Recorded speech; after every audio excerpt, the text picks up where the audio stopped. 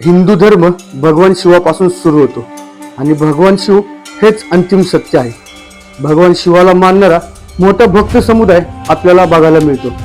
शिवाने त्याचा तिसरा डोळा उघडल्यास त्याच्या तेजाने पृथ्वी जळून खाक होईल अशी भक्तांची भावना आहे. मात्र तेथेच भगवान शिवाला भोलेनाथ म्हणून पाहिले जाते.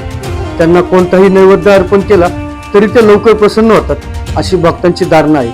म्हणूनच आज आपण एका अशा शिव मंदिराला भेट देण्यासाठी आलो आहे आणि ह्या प्राचीन अशा मंदिराचे नाव आहे काम्रेश्वर महादेव.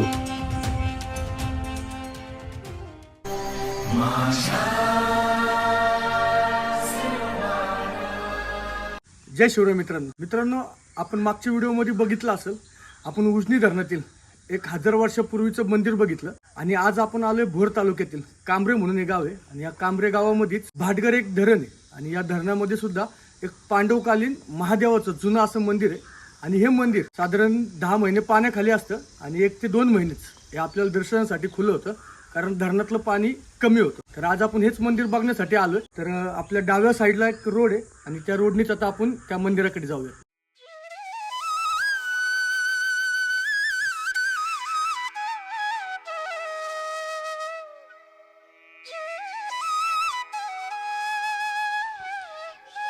वेळवंडी नदीमधील हे प्राचीन असे पांडवकालीन मंदिर आहे. या मंदिराचे मूळ नाव कर्महरेश्वर आहे, परंतु हे शिव मंदिर काम्रेश्वर मंदिर याच नावाने पंचक्रोशीत ओळखले जाते, कारण हे मंदिर कांबरे या गावाच्या हद्दीमध्ये आहे. या श्री काम्रेश्वर मंदिराचे वैशिष्ट्य असे आहे की ते पांडवकालीन आहे आणि हे मंदिर पांडवांनीच बांधलेले आहे अशी इथल्या ग्रामस्थांची श्रद्धा आहे. तर मित्रांनो, शाळेपासून थोडंसं पुढे आलं की एक थोडासा उतार आहे, तो उतरून खाली आलो. 1 ते 5 ते 7 मिनिटांमध्ये आपण डायरेक्ट धरणाच्या या पात्रामध्ये येऊन थांबतो. हे बघा, संपूर्ण असं आपल्याला हे धरणाचं एकदम भलं मोठं असं पात्र बघायला मिळतंय आणि आपल्या त्या साईडला आपल्याला ते मंदिर दिसतंय. तर लांबून आपल्याला तर मंदिर दिसलंय, तर आपण जवळ जाऊन बघूयात की नेमकं मंदिर हे कसं आहे.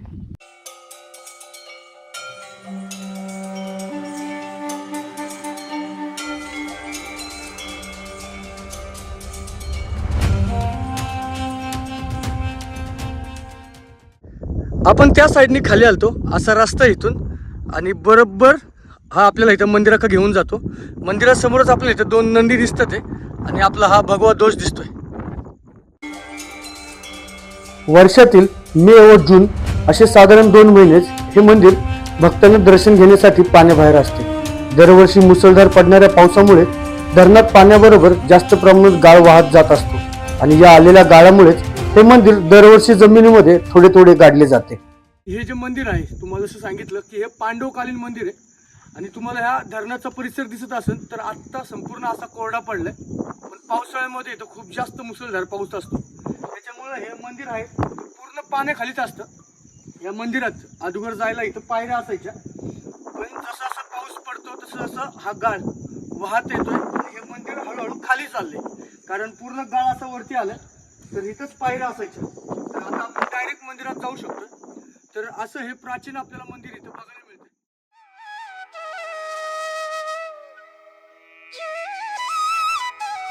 या मंदिरासमोर नंदी असलेला चौतर आहे.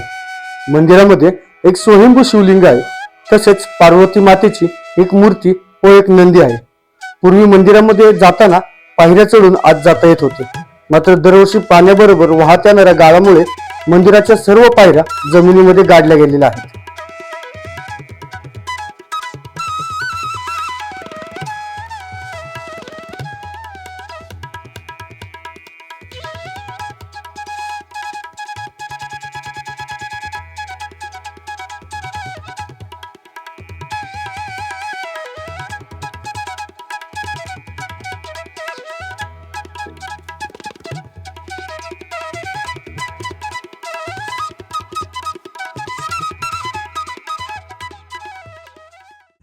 तर मित्रांनो, मंदिराच्या मागच्या साईडला सुद्धा आपण आलो.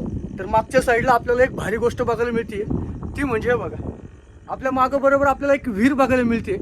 पावसाळ्यात तर ही विहीर 100% पाण्याखाली असेल, त्याचबरोबर ही किती खोल असेल काहीच सांगता येत नाही. पण आत्ता उन्हाळ्याचे दिवस आहेत, धरण कोरडं पडले, पण तरी या विहिरीमध्ये पाणी आहे आणि हेच पाणी या ठिकाणचे गावकरी 100% वापरतात. कारण हे बघा, असे पाईप वगैरे लावले ते तर भारी आहे की उन्हाळ्याच्या दिवसामध्ये पण या विहिरीचं पाणी वापरायला मिळतंय. अजून काय पाहिजे.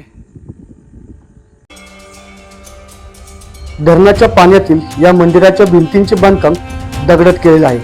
मात्र हे दगड आजच्या 15-20 मजुरांनी एकत्र येऊन उचलले तरी उचलता येणार नाही, इतक्या मोठ्या आकाराचे आहे. पांडवांनी आपल्या कुशल कलाकृतीचे त्या काळात योग्य वापर करून आयताकृती चौरसाकृती दगड एकावर एक असे बनवून मंदिराची उत्तम अशी रचना केली आहे. अशा या पांडवकालीन प्राचीन मंदिराला आपण एकदा तरी अवश्य भेट द्या. तर मित्रांनो, आता आपलं या मंदिरातलं दर्शन सुद्धा झालं आहे. मंदिराची एकंदरीत सगळी माहिती तुम्हाला आपण या व्हिडिओच्या माध्यमातून सांगितलं आहे. आणि आपल्या मागं बघत असेल तर असं पूर्ण असं ढग आले आणि बहुतेक खूप जोरात असा आता पाऊस चालू होणार आहे. त्याच्यामुळं हा व्हिडिओ आपण इथंच थांबवतोय. या मंदिराला भेट कशी द्यायची, कधी यायचं, ही सगळी माहिती तुम्हाला समजली असेल. त्यामुळं हा व्हिडिओ जास्तीत जास्त लोकांपर्यंत शेअर करा.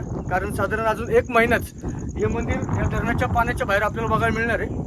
आणि 1 महिन्यानंतर या ठिकाणी खूप जोरात असा पाऊस असतो आणि हे संपूर्ण हे जे परिसर आहे धरणाचा हा पूर्ण पाण्याखाली असतो. त्याच्यामुळं लवकरात लवकर तुम्ही या आणि आपल्या ह्या प्राचीन मंदिरामध्ये दर्शन घ्या. आपली जी प्राचीन अशी मंदिरांची वास्तुशैली आहे तो बघायचा नक्कीच अनुभव तुम्ही घ्या. आणि सगळ्यात महत्त्वाचं, हा व्हिडिओ जास्तीत जास्त लोकांपर्यंत शेअर करा.